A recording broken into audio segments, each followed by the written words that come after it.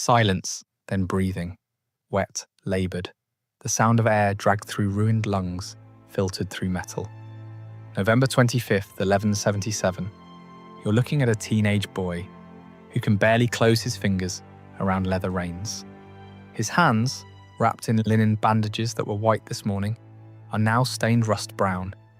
Beneath those bandages, flesh is rotting, bone showing through in places. Leprosy doesn't just kill you, it erases you, piece by piece, while you're still breathing. The silver mask hiding his face isn't decorative, it's necessary. What's underneath would make hardened soldiers look away. 3 miles ahead, the horizon has disappeared. 26,000 warriors, mounted cavalry, stretching so far across the plain that the dust clouds look like fog rolling in from the sea. Banners, green, black, gold, snapping in the wind like the wings of hunting birds. The Sultan Saladin commands them. 40 years old, undefeated, so confident he's already sent messengers ahead to Damascus, describing tomorrow's victory feast. Behind the boy with the silver mask, 500 knights. That's it. 500 exhausted men on exhausted horses, wearing armor dented from a dozen previous battles, holding lances with chipped points and swords that need sharpening. The math is simple. 52 enemies for every Christian. The kind of odds that don't even merit discussion. You don't fight those odds. You surrender or you die. Every advisor told him to stay behind Jerusalem's walls. Every military treatise ever written says this is suicide by cavalry charge. Even his own body, nervous system destroyed by disease, joint swelling, skin splitting, is screaming at him to stop. Balduin IV does something impossible. He gives the order to charge. What happens in the next 3 hours will break the mind of everyone who tries to explain it. Christian chroniclers will call it divine intervention. Muslim historians will call it a catastrophe sent by God as punishment. Modern military analysts will study it for centuries and still struggle to make the math work. But here's what nobody tells you about Montgisar. The battle was already lost before a single lance was lowered. Saladin had made no mistakes. His army was rested, well supplied, positioned on perfect cavalry terrain. His commanders were experienced. His warriors were elite Mamluks, slave soldiers trained from childhood to kill. The Crusaders were outnumbered 52-1. So how did 20,000 of Islam's finest warriors end up dead in a single afternoon? The answer isn't what you think. And it starts with a decision Saladin made 3 days earlier. A decision so logical, so obviously correct, that it would destroy everything he'd built. Before we watch history unravel, quick word. If you're the kind of person who gets pulled into these documented moments from the past, the ones that textbooks somehow forget to make interesting, subscribing helps us dig deeper into the archives and uncover more of these stories. All right, back to November 1177, and the most dangerous man in the Holy Land is about to make his first mistake. Jerusalem in 1177 isn't the golden city of psalms and paintings. It's a corpse pretending to breathe. Walls cracked from 80 years of siege, streets half empty, because anyone with sense fled months ago. The holiest city in Christendom, defended by fewer soldiers than a modern high school has students. The kingdom is held together by scar tissue and denial. And on the throne sits a 16-year-old boy whose own flesh is betraying him. Balduin IV wasn't supposed to be king. He wasn't even supposed to be alive. Leprosy in the 12th century isn't just a disease, it's a divine curse made visible. Lepers ring bells to warn people of their approach. They're buried in unmarked graves, erased from family records, treated as if they died the moment the first white patch appeared. But Balduin's father, King Amalric, saw something in his son that disease couldn't touch: intelligence, clarity, a mind that cut through problems like a blade through silk. So when Amalric died suddenly in 1174, the crown went to a 13-year-old boy who would never marry, never have children, whose kingdom was already being measured for a coffin. Facing this dying kingdom stands Saladin, Born Yusuf ibn Ayyub rose from military commander to sultan through tactical genius that would make Machiavelli weep. By 1177, he's done what generations failed to do: unite Egypt and Syria under one banner. One purpose: take back Jerusalem. He's 40 years old, prime of power, commanding endless gold from Egyptian trade, warriors from a dozen territories, siege equipment that can crack fortresses like eggs. And here's what should terrify you: Saladin isn't a monster. He's pious, diplomatic, respected even by his enemies. He follows the rules of war, but rules don't matter when you're facing annihilation. By autumn 1177, Europe has stopped sending help. They've written off Jerusalem. Even the Pope is quietly negotiating what happens after it falls. If this moment doesn't move you to understand how close we came to watching civilization pivot on the actions of a dying teenager and 500 desperate men, you're missing the lesson our ancestors died screaming to teach. The world doesn't care about your odds, it only cares about your will. But there's something else about Baldwin the chroniclers, mentioned only in passing, almost embarrassed. He smiled before battles, not nervous bravado, genuine anticipation. A leper king whose nerves were so destroyed he couldn't feel pain anymore, who had nothing left to lose, grinning behind his silver mask as armies 20 times his size assembled on the horizon. Think about what that means. Pain is your body's warning system. It tells you when to stop, when you've gone too far. Baldwin's warning system was dead. He could push past every threshold that would make a normal man collapse, and he'd never know until something actually snapped. Saladin, for all his brilliance, never understood what that meant. He was about to learn. November 23rd, 1177, Saladin's army crosses into Crusader territory like a flood breaking through a dam. 26,000 mounted warriors. The supply train alone stretches for miles. Tents, food, siege equipment, portable forges to repair weapons. This isn't a raid. This is an invasion designed to end the Crusader presence in the Holy Land permanently. A Muslim chronicler writes, "The banners of the faithful covered the hills like stars fallen to earth. The hoofbeats sounded like thunder that would not end." Saladin's plan is textbook brilliant. Bypass the fortress of Ascalon. It's garrisoned, fortified. Why waste time on a siege? Sweep north along the coast, cutting Jerusalem off from the sea. Strangle the supply lines. Wait for starvation and internal collapse. He's done this before. It always works. Inside Jerusalem, the situation is worse than desperate. It's mathematically hopeless. Baldwin's advisors, the few nobles who haven't already fled, lay out the numbers in the throne room. City garrison, 750 men, mostly infantry. Available knights, maybe 500, if they call in every favour. Templar reinforcements, 80 warrior monks, already exhausted from defending border castles, against Saladin's 26,000. Raymond of Tripoli, one of the kingdom's most experienced commanders, says it plainly. "Sire, we should negotiate terms while we still have something to bargain with. If we ride out, we die. If we die, the kingdom dies with us." The room falls silent. Baldwin sits, slumped in his throne. Standing for more than a few minutes causes his joints to swell and crack. His advisors can see him trembling with the effort of staying upright. But understand what he's weighing. If he stays behind Jerusalem's walls, the city might hold for weeks, maybe months if they ration carefully. But Saladin will burn every village, every farm, every church within 50 miles. The civilian population will suffer, slowly, horribly. If he rides out with 500 knights, they die quickly. But Saladin's army, busy slaughtering knights in open battle, might not have time to devastate the countryside. The peasants might survive long enough for help to arrive from Europe. It's not a choice between victory and defeat. It's a choice between dying with purpose or dying slowly while watching everyone else suffer first. Baldwin lifts his head.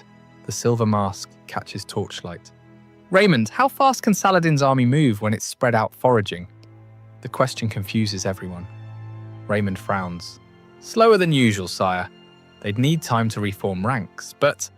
And if we hit them while they're scattered, the room goes cold. My lord, with respect, Raymond gestures at Baldwin's bandaged hands, his wasted frame. You can barely mount a horse without assistance. Your hands can hold reins. That's all I need them to do. What happens next is recorded by multiple sources, Christian and Muslim alike, because what happens next is so insane that no one believes it until enemy chroniclers confirm every detail. November 24th, Baldwin IV, carried on a litter because his legs can't handle the palace stairs, is brought to the royal armoury. Knights help strap on his armour. His hands are so damaged the fingers won't close properly. They have to tie the sword to his wrist with leather straps. He orders the entire available force to prepare for immediate march. 500 knights, 80 Templars, 3,000 infantry, north, towards Saladin's army. Odo of Saint-Amand, the Templar Grand Master, a scarred veteran who's fought in a dozen battles, actually weeps when he sees Baldwin lifted onto his warhorse. The king's body has to be strapped to the saddle. His legs no longer have the strength to grip. They march at night, 45 miles in 36 hours. For context, that pace would exhaust healthy cavalry in good weather. For men carrying a dying king and knowing they're marching towards certain death, it borders on impossible. But here's where it gets strange. As they march, Baldwin keeps asking his scouts the same question. Is Saladin still moving north? Yes, sire. Is his army still spread out? Yes, sire. And each time, Baldwin, exhausted, feverish, held upright in his saddle by nothing but will, smiles beneath his mask. His knights don't understand. They assume it's delirium, fever dreams, the mind breaking under pressure. They're wrong. Baldwin has seen something, recognized a pattern in Saladin's movements that no one else has noticed. He's counting on Saladin being smart, on Saladin making the logical decision, the correct decision, the decision that will doom him. November 25th. Dawn breaks over terrain that will be soaked in blood by sunset.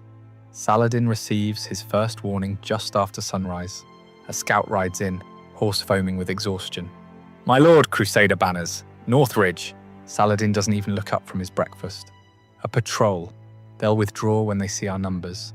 My lord, the scout's voice wavers. There are hundreds of them, maybe thousands.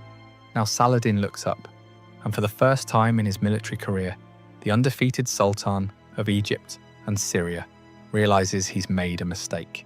His army, confident, undisciplined after days of easy marching, spread across 3 miles of countryside looting farms and resting horses, is caught completely unprepared. And worse, standing on that ridge, silhouetted against the rising sun, is a figure in armor, topped with a silver mask, that catches the light like a second dawn. One of Saladin's commanders whispers, "Is that the Leper King?" Saladin stares, then quietly, "God help us. He came." What Saladin doesn't know yet, what no one except Baldwin understands, is that this battle won't be decided by numbers or steel, or superior tactics. It will be decided by pain, or rather, the complete inability to feel it. 2 p.m., November 25th, 1177. The air smells like horse sweat and fear. Baldwin's 500 knights have formed a wedge. At the tip, 80 Templars in white surcoats with blood-red crosses. Men who've taken vows to never retreat, never surrender, never ask for mercy. Behind them, exhausted secular knights who said goodbye to their families yesterday, knowing they'd never return. And at the front of this impossibly outnumbered formation, strapped to his horse like a corpse being transported for burial, is Baldwin IV. His advisors are screaming at him one last time. "Sire, we can still fall back. Regroup at dash." Baldwin raises his bandaged right hand. The gesture shouldn't be possible. His fingers barely function. But somehow, impossibly, he raises that hand high enough for 500 men to see it. And he drops it forward. The signal to charge. You're one of those knights in that moment. You're about to charge 26,000 warriors. 52 enemies for every one of you. The mathematics of your death are already calculated. You'll be remembered as brave, maybe, but mostly just dead. Leading you is a 16-year-old boy whose body is literally rotting off his bones, who needs to be tied to his horse to stay upright, who should be in a monastery somewhere, not on a battlefield. But then you see something that changes everything. As the charge begins, as 500 horses surge forward and the ground starts shaking, Balduin leans forward in his saddle. You can't see his face behind that silver mask, but you know he's smiling, and you think, if he's not afraid to die, why am I? At 400 yards, Saladin's scattered forces start scrambling to form defensive lines. Too slow. At 300 yards, Muslim archers fire. Arrows fall like black rain. Knights drop. Horses scream and tumble. The charge doesn't slow. At 200 yards, Saladin himself is shouting orders, trying to rally his centre. His elite Mamluks, 8,000 slave soldiers, trained from childhood to kill, are forming ranks as fast as they can. But they're terrified. Not of the numbers, of the madness charging toward them. At 100 yards, Balduin does something no chronicler can explain. He draws his sword. His hands don't work. The blade is tied to his wrist. He shouldn't be able to lift it, but he raises that sword above his head, and 500 knights behind him see their dying king holding steel to the sky, and they scream, not a battle cry, but something primal, something that sounds like fury and grief and faith all burning together. At 50 yards, Muslim horses start backing up. Animals know. They smell death coming. At 10 yards, Muslim soldiers in the front ranks throw down their weapons and run. 2:15 p.m. The Templar wedge hits Saladin's centre like God's fist punching through parchment. The sound isn't what you'd expect. It's not clean, metallic ringing. It's wet, crunching, full of screaming. Horses, men, the air itself seems to be screaming. In the first 30 seconds, 300 Mamluks just cease to exist, trampled under charging war horses, bred specifically to be weapons, speared through by lances moving at full gallop, crushed under the weight of men in full armour moving at 20 miles per hour. But here's where it becomes unbelievable. The charge doesn't stop. Cavalry charges are supposed to hit hard, wheel away, regroup. It's basic tactics taught to every knight from childhood. The Templars keep going. They drive through the Muslim centre like a blade through flesh. And behind them, Balduin's secular knights pour into the gap, widening it, turning it into a wound that won't close. 2:30 p.m, Saladin's centre, 8,000 warriors who've never lost a battle, breaks.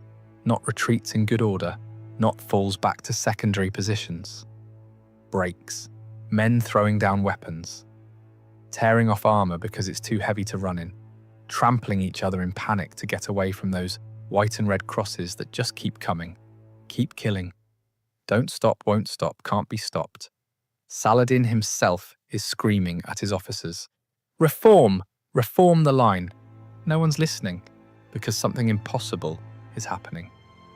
That dying boy on the dying horse is cutting through their ranks like he can see the future, and his knights are following him like he's opened a road straight to paradise, and everywhere the silver mask turns, Muslim warriors flee. And here's where Balduin's smile finally makes sense. Those ravines cutting through the plain, the ones Saladin hadn't bothered scouting, because he assumed he'd never need to retreat. They're funneling the fleeing Muslims into natural kill boxes. Knights pursue, and suddenly thousands of warriors are trapped in narrow canyons with steep walls, trampling each other, suffocating under the weight of their own panic. A Christian chronicler will later write, "The ravines filled with bodies like wells filling with water, until the dead made bridges for the dying to cross. A Muslim historian will confirm it. We fled into the earth's mouth, and the earth devoured us." 3 p.m. Saladin's personal guard, 2,000 of the finest warriors in the Muslim world, men sworn by sacred oath to die before leaving their sultan, sees the Templars coming, and they run. Saladin, abandoned, surrounded, does the only thing he can do. He finds a racing camel, faster than a horse in sand, and flees. The Sultan of Egypt and Syria, who'd never lost a battle, who commanded 26,000 men that morning, is running for his life on a pack animal. By 4 p.m, it's over. 20,000 Muslim warriors lie dead or dying across 3 miles of blood-soaked earth. Another 6,000 have scattered into the desert, abandoning weapons, armor, supplies, anything that might slow them down. Of Balduin's 3,500 men who fought, 1,100 are dead. Heavy losses, but they've won. They've done the impossible. When they finally pull Balduin from his horse, he's unconscious. The straps holding him in the saddle are the only reason he didn't fall during the battle. His bandages are soaked through with blood, wounds torn open by the sheer physical stress of wielding a sword his hands shouldn't have been able to hold. The knights think he's dead. Odo of Saint Amand, the Templar Grand Master, checks for breath, finds it, barely. He's openly weeping as he says to the knights gathered around, he can't feel pain. That's how he did it. He can't feel his body breaking, so he never stopped. He never knew when to stop. You've just watched 500 men defeat 26,000. Not because they were stronger, not because they had better equipment, not because they were more numerous, because they followed a boy who'd already lost everything except his will to fight. If that doesn't remind you how much one moment, one decision, one person can change everything, then you're not paying attention to the lesson written in blood across that field. Subscribe to Crimson Historians, because these aren't just stories. They're warnings about what happens when human will collides with human calculation. But here's what no one tells you about Montgisart. Saladin didn't stay defeated, and Balduin had won the battle, but lost something far worse in the process. The night after Montgisart, Jerusalem burns candles in every window.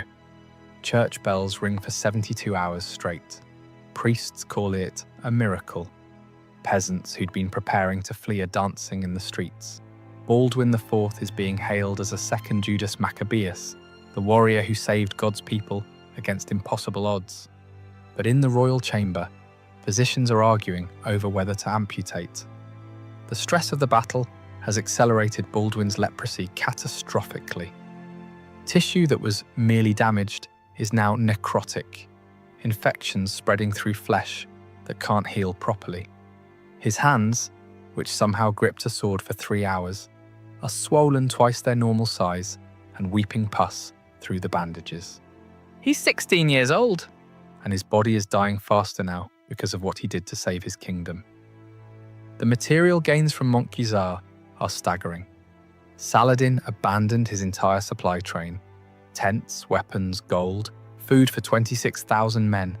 All of it becomes Crusader property overnight. The Templars alone capture enough military equipment to outfit every Christian fortress in the Levant. Saladin's war chest, literal tons of gold meant to pay his soldiers for the coming siege of Jerusalem, now funds the Crusader kingdom for 2 years. Castles that were preparing surrender terms are suddenly fortifying walls again. European kingdoms that had written off Jerusalem start sending reinforcements. For the first time in decades, the Crusader states aren't just surviving, they're winning. But in Cairo and Damascus, the loss is catastrophic. Saladin's reputation, built over 15 years of careful conquest and diplomatic maneuvering, shatters overnight. Muslim chroniclers struggle to explain it. How does the Sword of Islam lose 20,000 warriors to 500 knights? Ibn al-Athir writes, "This was the most terrible catastrophe to befall the believers in this age." Another chronicler is more blunt. God turned his face from us that day. The real damage isn't military, it's psychological. Saladin had united the fractured Muslim world under one principle: inevitable victory. One march, one battle, and Jerusalem would return to Islamic rule. Now, emirs in Egypt are quietly negotiating separate peace deals. Syrian lords are questioning whether Saladin is God's chosen instrument or just a man who got lucky until he didn't. It takes Saladin 10 years to rebuild what Balduin destroyed in 3 hours. 10 years. But here's the part that should haunt you. Balduin's doctors tell him he has maybe 6 months to live, a year at most. The disease is too advanced. the battle accelerated deterioration beyond any hope of recovery.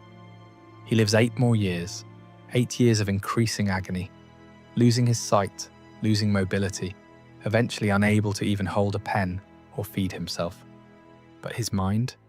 Crystal clear until the very end, and during those 8 years, he defends Jerusalem against Saladin 3 more times, never with more than 1,000 knights, never losing.